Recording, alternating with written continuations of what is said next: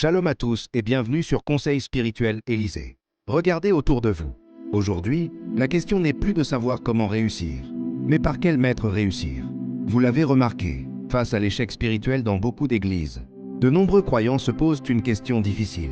Pourquoi le chemin des structures ésotériques, des loges, semble-t-il donner un accès plus rapide, plus clair et plus organisé à l'influence et au succès que le christianisme? Cette question n'est pas un jugement. C'est le cri d'une âme qui souffre de la déconnexion. La vérité, c'est que le problème n'est pas dans la puissance de Dieu. Le problème est dans la conduite de l'âme et la déconnexion de l'Église. Nous allons décortiquer les deux chemins et je vais vous montrer comment vous pouvez vous-même activer la puissance de l'esprit pour une influence pure, durable et sans pacte. Restez avec moi jusqu'à la fin, car la solution est plus simple que vous ne le pensez. L'échec du berger, la crise de leadership. Ton critique, factuel mais sans haine. Commençons par là où la blessure est la plus profonde. Le berger est aveugle. La Bible est claire. Le pasteur est le berger. Son rôle est de veiller sur l'âme de ses fidèles. Jean 10, 14. De connaître leur état spirituel et de les conduire vers les réalités spirituelles élevées. Le pasteur est censé être celui qui connaît l'état de votre âme. Mais regardez la réalité aujourd'hui. Combien de leaders sont pasteurs par vocation divine? Et combien le sont par théologie, diplôme ou pire, pour le bénéfice et le gain?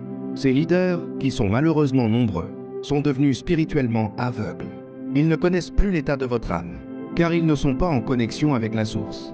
Ils ne peuvent pas vous conduire dans une dimension spirituelle qu'ils n'ont pas eux-mêmes atteinte.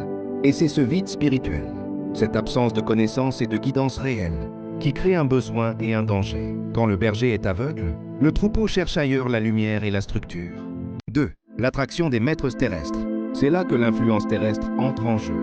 Vous l'avez souligné, dans les structures ésotériques, on vous offre une progression, des grades et l'attention d'un maître humain. Il promet de connaître l'état de votre âme, de voir votre lignée et de vous faire monter dans une dimension élevée. Pourquoi cela attire-t-il? Parce que l'âme blessée cherche un guide qui voit et qui conduit. Mais quelle est la nature de cette influence? Elle est terrestre et limitée. Elle est donnée par l'homme, donc elle peut être reprise par l'homme. Elle est souvent coûteuse pour l'âme, car elle demande l'asservissement et le respect de rituels qui vous éloignent de votre Créateur. L'influence ésotérique est une contrefaçon. Elle imite la structure, le maître, la progression, mais en inversant la source. Elle vous donne le succès, mais vous prend votre âme. 3. L'activation de l'influence divine. La solution. Maintenant, revenons à la solution. La puissance de l'influence divine. Votre seul véritable berger, votre seul maître capable de connaître l'âme et de la conduire à l'influence parfaite, c'est Jésus-Christ. Comment activer cette influence? Par l'alignement. L'influence divine est le fruit de l'alignement, non pas un grade à acheter. Rappelez-vous, nous sommes composés de l'esprit, de l'âme et du corps. L'esprit, il est votre GPS spirituel, votre connexion directe à Dieu. Il est pur. Le corps, il est le temple, l'instrument.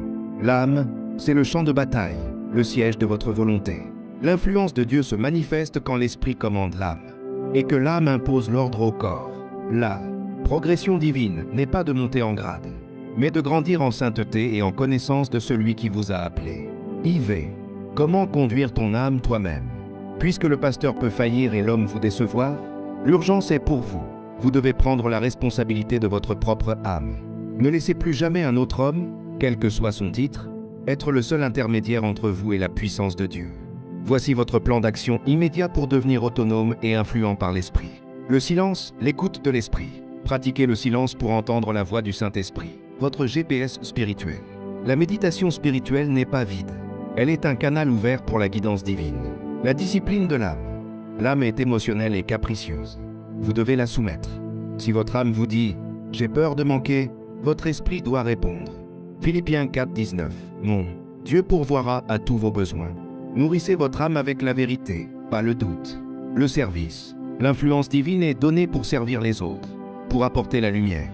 Plus vous servez avec humilité, plus votre autorité spirituelle grandit. Mon frère, ma sœur, ne laissez plus l'échec d'un homme vous faire douter de la puissance de votre Dieu. Le chemin de l'influence pure, de la paix et de la bénédiction est ouvert. Il passe par l'alignement et la discipline. Votre succès n'a pas besoin de la permission d'une loge. Il n'a besoin que de l'obéissance à votre véritable maître. Si tu te sens aveugle, n'abandonne pas. Lève-toi, prends le contrôle de ton âme et laisse le Saint-Esprit te conduire. Laissez un commentaire ci-dessous avec le mot-clé « Pacte de paix ». Si vous choisissez dès aujourd'hui l'influence divine, la discipline et la guidance du Saint-Esprit, abonnez-vous à Conseil Spirituel. Lisez et partagez cette vidéo à toute personne qui est dans le doute. Que la paix et la puissance du Saint-Esprit reposent sur vous. Shalom.